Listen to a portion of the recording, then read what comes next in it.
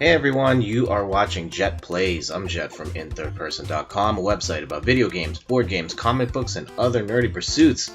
And today on the docket, we are playing Dr. Mario on the NES Classic. This one's a legendary puzzle game from Nintendo, starring Mario himself. This was a big game in my family. In particular, one of my cousins, Adrian and Janice, had this game, and so it came out during family holidays that they didn't own this game, but they were in possession of this game for a while. If I got the story straight, they borrowed it from a friend, and I remember we played this game a lot. Though I was not particularly good at it. Like, I remember playing it and I was okay, but I knew there were other people in the family that were better than me. So yeah, this one's a game that I remember fondly, and when the announcement came out that the NES Classic was happening, I knew this one was going to be one of the big time games that I felt like of the games on this thing, that Dr. Mario was going to be one of the ones that had the best legs, simply because the gameplay is so solid and for the most part still holds up today. It's a hard game though, my goodness. I think or at the very least, I find in Tetris, yeah, you can dig yourself a hole, but I don't think it's that hard to dig yourself out in a lot of cases, or at least my ability to dig myself out is pretty good. In this game, though, man,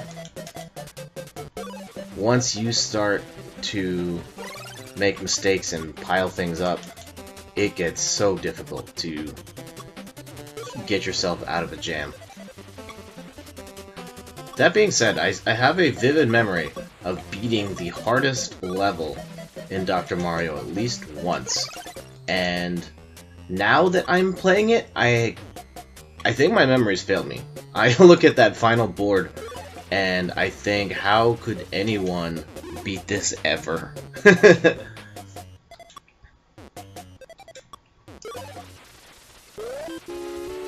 So when I took this over to my family's Christmas party, I think the Nintendo is a system that strongly resonates with everyone in that house, due to how prevalent it was for the adults and the kids back in the day.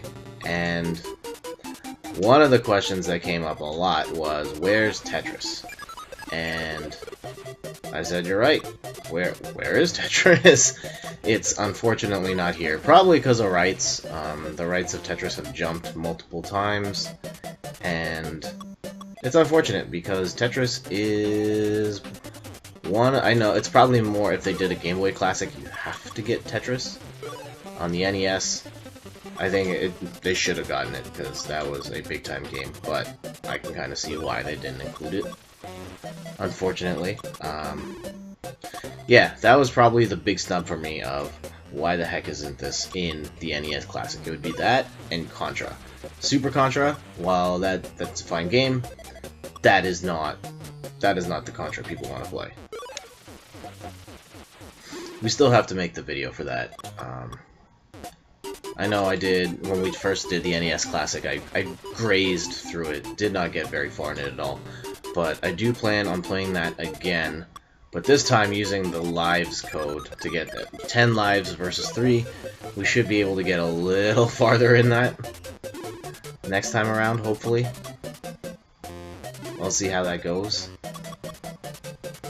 And Dr. Mario since has come out in a number of times. There was Tetris Dr. Mario, and it's been on other systems since. I think most recently there was a Wii U version that I think had a 4-player battle mode. Never ended up playing that, though I'd meant to for a while. Probably not worth it at this point, considering where we are in the Wii U's lifespan. But it was something that I did want to try, and maybe if it ever gets oh no, that was not good. as I was saying, once you start digging yourself a hole, it can be really hard to get out. Okay, so we gotta clear these reds, and then we can clear the yellow, which will then knock down the blue. And I think that's probably the most interesting part of this game, is once you start mixing colors, you have to come up with a plan to dig yourself out, and sometimes that can take a really long time.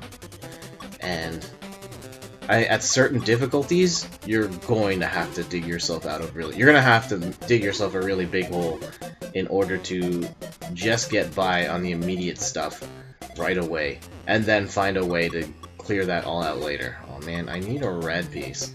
Just one red piece. And we can carry on with, thank you. Carry on with our day. Okay. Let's just tuck that there.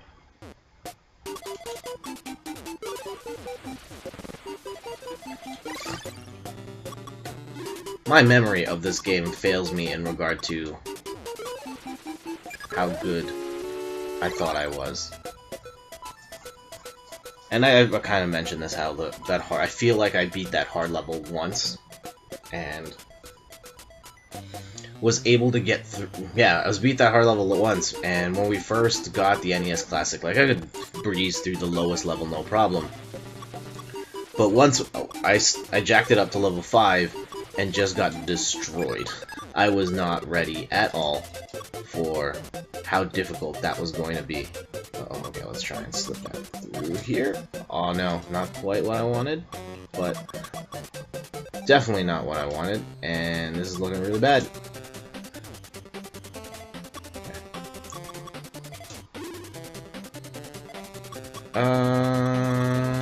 Okay. I don't think I'm gonna be able to slip. Oh no. Oh no, this might be my threshold right here. Okay.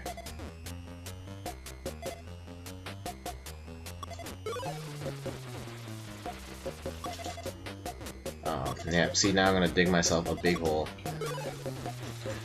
down there.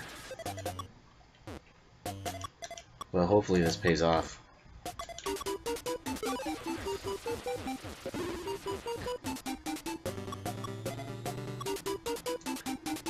I mean, puzzle games as a genre are... It's kind of weird. They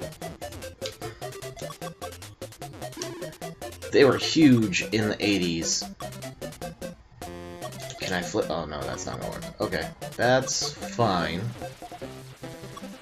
Then they got less popular, but I think they are popular now. They're just not popular on your regular home consoles. I think where puzzle games thrive in modern times, it's the Candy Crush on mobile, different target audience playing those games now, and not necessarily the traditional gamer, which it's kind of a bummer, but that's okay. As long as there's still good new puzzle games to play, I'm happy. Some of my favorite puzzle games, while we're on the topic of puzzle games, yeah, Tetris, for sure. The GOAT. I still make a strong case for Tetris being the best puzzle game of all time. And not even just the best puzzle game of all time, like, I think you can still make a valid case that Tetris is the best video game of all time. Period. Full stop. Because of how solid that gameplay is to this day, and its universal appeal across anyone who plays video games. Everyone gets the concept, everyone enjoys it, loves it, and its appeal will never end. I think my personal top 10 has changed. For a while, Tetris was #1, and I think I've mentioned a few times before my quote-unquote career in Tetris DS, where that had an online mode, and I played over 10,000 matches of it. Oh no! That was a huge fail. I just completely drew a blank there. Aw, man. Love that. There's still some other big I mean, one of the big ones, Puyo Puyo Tetris, on the PlayStation 4, Japanese only, mashup between, yeah, Tetris and Puyo Puyo. There's that.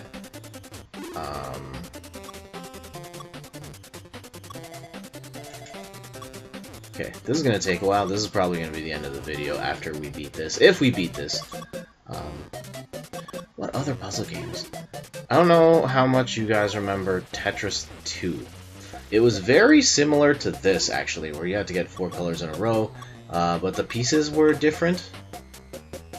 And one of the things I liked, it had this really cool, I think they called it puzzle mode or challenge mode, where they would give you a set of blocks and you had, like, there was a set of blocks on the board to clear, and they'd only give you 1, 2, or 3 pieces, and there was, for the most part, only one way to clear all of them with the pieces that you're given, and you have to figure it out.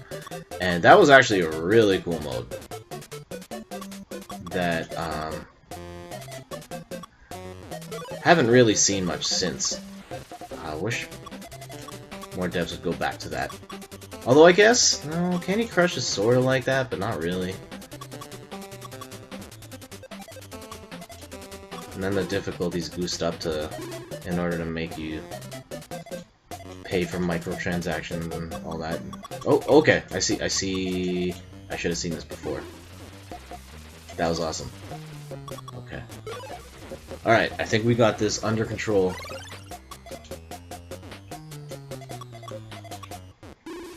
Alright, we're laughing. We're laughing.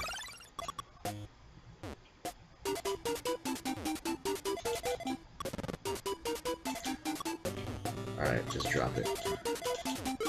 Boom. Alright. That was a look at Dr. Mario on the NES Classic. I hope you enjoyed the video and talking about Dr. Mario and puzzle games in general. If you enjoyed the video, like, share, and subscribe on youtube.com/JettInThirdPerson.